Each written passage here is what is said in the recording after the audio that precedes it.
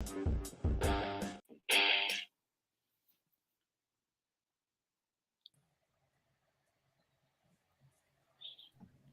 waiting.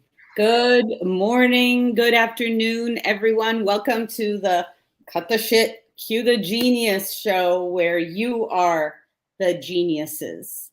And we just facilitate your amazing powers. This week's episode is one that is truly special. They all are, but this one is because obviously, as you know, and probably read on LinkedIn and on social media, we have a lot of amazing and powerful event profs that are either have been laid off or have decided to take a new journey. So this is all about adventures. We're not talking about like finding a job and stuff like that. We want you to find your new adventure, your new journey. And we really think that, you know, between the three of us, because we all are in different mindsets always, that we are actually pretty good at guiding people, or even, you know, just giving tips in regards to how do you look for a new adventure, how do you look for your new stomping ground, if you will. Joe, very nice to see you and that you made it. So you found the link. That is absolutely fantastic. But we want to lean hard on our audience and on our listeners to help those that are also looking for their new adventures. So we're going to start off with, let's talk about the interviewing process. And Bruno, I'm going to pick on you because like, I know that you went solo quite a while ago, right? But you're also tapped into what's happening at the moment and so forth, the styles, and you hear like, you know, how grueling some of these interview processes are.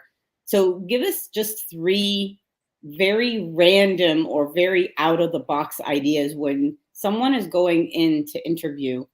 What the heck should they do other than dress properly and all of that, or like their Zoom is on and maybe put the makeup, you know, filter on or whatever? Okay.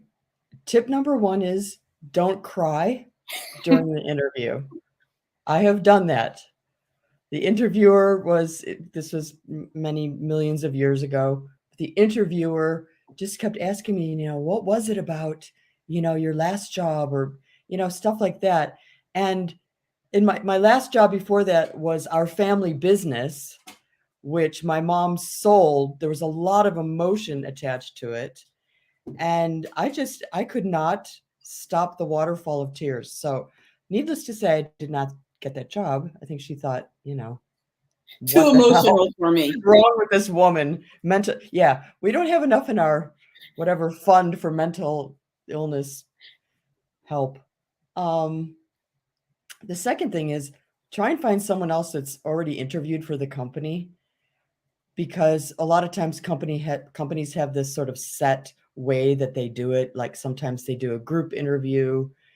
This also comes from experience. The one job I had in the last 20 years, where, you know, we went in, talked to a main manager, then went to a group, and then like solved a puzzle or something. I don't know. Like they put a bunch of like phrases on a board, and then we had to like say what they were.